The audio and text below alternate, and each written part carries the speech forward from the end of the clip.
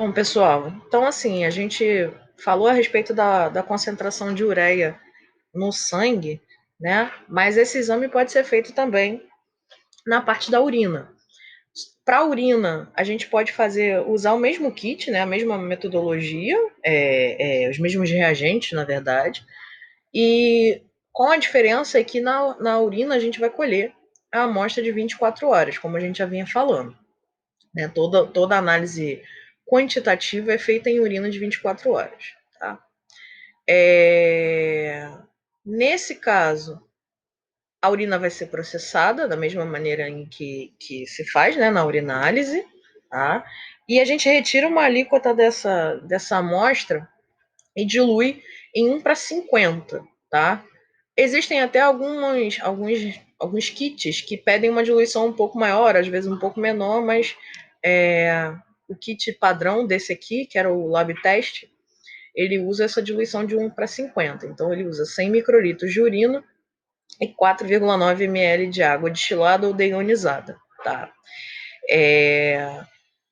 Faz, né, toda a rotina seguindo o manual.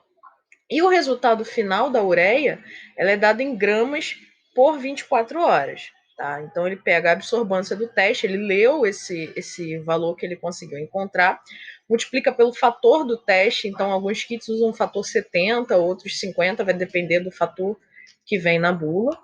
Multiplica por 50 e o volume de urina em litros. Tá? Então, ele faz a conversão já desse valor para litros e divide, né, esse resultado por 100. Então, você acha, no final das contas, a concentração de ureia ao longo de 24 horas.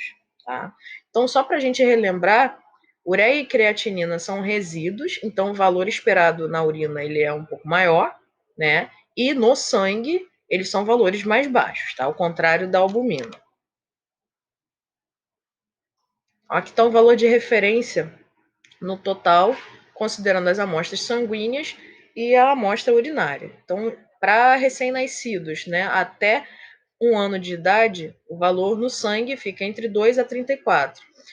Crianças, né, e aí considera criança até o adolescente de 13 anos, de cerca de 13 anos, 8 a 36 miligramas por decilitro.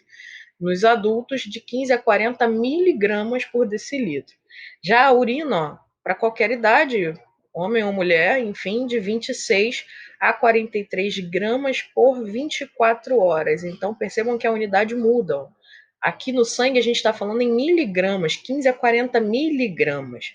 Na urina, 26 a 43 gramas. Então, é uma mudança considerável na unidade aqui, pelo valor urinário ser maior.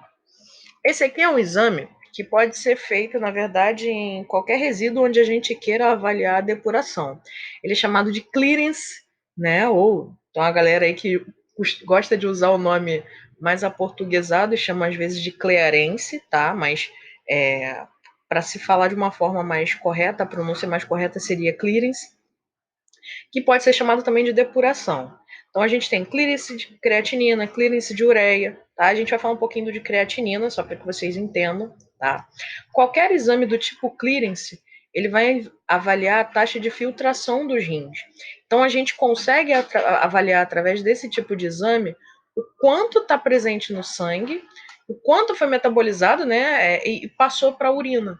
A gente avalia esses dois blocos, são colhidas, são analisadas as duas amostras, tanto a amostra sanguínea quanto a amostra urinária. Então, avaliando os dois blocos, a gente consegue ter uma ideia do quanto foi processado, né? Quanto foi metabolizado, quanto estava e quanto saiu.